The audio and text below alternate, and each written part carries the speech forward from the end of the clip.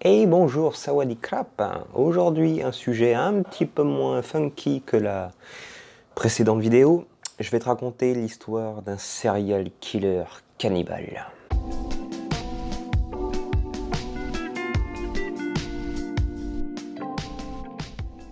Tout commença en 1958 dans la province de Rayong lorsqu'un père envoya son fils, Sombun Bunyakan, acheter des légumes pour le dîner. L'enfant faisait quotidiennement le trajet seul. Il revenait généralement très rapidement et parfois il lui arrivait de prendre un peu plus son temps. En ce jour, il prendra beaucoup de temps, beaucoup trop de temps. La famille, ne voyant pas leur enfant rentrer à la maison malgré la nuit qui tombait, décida d'alerter leurs amis et partir tous ensemble à la recherche de leur enfant. Les amis de la famille commencèrent les recherches en ville, alors que le père, lui, retraça le trajet du jeune homme jusqu'au magasin de légumes. Arrivant rapidement sur les lieux, le père de l'enfant tomba sur le jardinier. Si, oh oui, l'homme était en train de faire un feu. Le père s'avança de la scène et là, une vision d'horreur. Des membres de son enfant étaient en train de brûler au milieu des flammes. Le jardinier, Sioui, avait assassiné l'enfant et il était tout simplement en train de faire disparaître les preuves. Le père se jeta sur l'homme et il alerta immédiatement la police. Une fois l'homme interpellé, il passa rapidement à table. Il avoua au policier avoir assassiné l'enfant. Il expliqua qu'il avait poignardé l'enfant au niveau du cou et que le petit avait succombé très rapidement à ses blessures, évidemment. Mais Sioui ne s'arrêta pas là dans ses explications. Il avouera au policier avoir tué déjà 5 enfants et qu'en plus de les assassiner, il aimait manger les organes de ses victimes. Il déclara avoir réservé les foies, les reins, les cœurs de ses victimes afin de les faire cuire et de les consommer. Bien, mais expliquons maintenant qui était ce fameux Sioui. Sioui est né à Shantou, en Chine, en 1927 dans une famille de fermiers. En 1945, alors âgé de 18 ans, il est enrôlé dans l'armée et combattu lors de la Seconde Guerre sino-japonaise. Comme bien souvent en temps de guerre, les stocks venaient à manquer. Et l'histoire raconte que Sioui est devenu cannibale à cette époque. N'ayant plus de nourriture, il décida de manger ses camarades décédés. Comme dans bien des histoires dramatiques, drame de la Cordillère des Andes par exemple, l'instinct de survie nous pousse à manger les cadavres. En revanche, il est assez rare que ces personnes développent le goût pour la chair humaine. On peut imaginer les conséquences psychologiques dévastatrices que cela doit produire.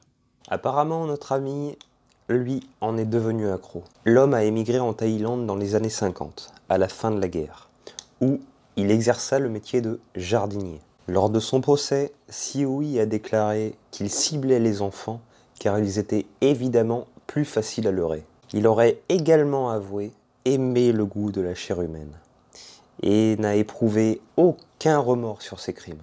Il a été condamné à la peine de mort et exécuté en 1959 à l'âge de 32 ans. On raconte aussi qu'il est possible que Sioui ait mangé les organes vitaux de ses victimes en raison de certaines croyances qui expliquent que manger des organes vitaux rend immortel. Bah voyons, ce sont évidemment des choses qui se produisent dans le monde entier. C'est pas pour rien que le trafic d'organes existe. Évidemment, il doit servir à des fins médicales, mais à mon avis, vu les barrés qu'il y a sur cette terre, ça doit pas être la seule explication. Enfin, moi je dis ça, je dis rien, hein. Les restes de Sioui ont été conservés et utilisés pour des tests médicaux avant d'être embaumés et exposés au musée médical Siriraj à Bangkok, où l'on peut aussi apercevoir d'autres horreurs.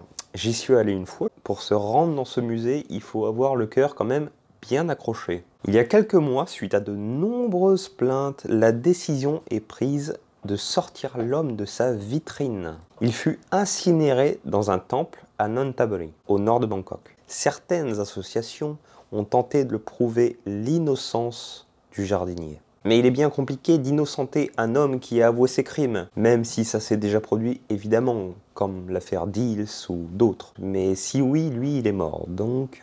Cette histoire est aussi devenue une excuse pour les parents pour effrayer leurs enfants s'ils ne sont pas sages. En France, nous, on a le père fouettard. Ici, ils ont Sioui. Personnellement, le père fouettard, je l'attends encore. Voici donc l'histoire de Sioui, le cannibale. Avant de conclure cette vidéo, je voudrais remercier particulièrement le site mathaïlande.fr qui donne énormément de visibilité à mes vidéos. Je les remercie, c'est pas évident, ma chaîne débute à peine, c'est pas évident de trouver de la visibilité au milieu de toutes ces vidéos sur la Thaïlande, où il y a de très bons contenus d'ailleurs. Je vous conseille d'aller jeter un œil à ce site, non pas forcément juste parce qu'il partage mes vidéos, mais parce que c'est un excellent site que je fréquentais avant même de sortir des vidéos. Donc voilà, merci infiniment. Cool. C'était donc aussi ma dernière vidéo à l'hôtel. Ma quarantaine se termine aujourd'hui. Demain matin, je suis libre. Je suis content, hein. Je suis content. Donc je vais pouvoir vous proposer d'autres contenus. On va pouvoir aller visiter certains endroits que j'apprécie. Et nous aurons d'autres aventures ensemble. Voilà. J'espère que cette vidéo t'a plu. Comme d'habitude, je t'invite à liker, à t'abonner, à faire ce que tu veux. Et je te dis à très bientôt et ciao!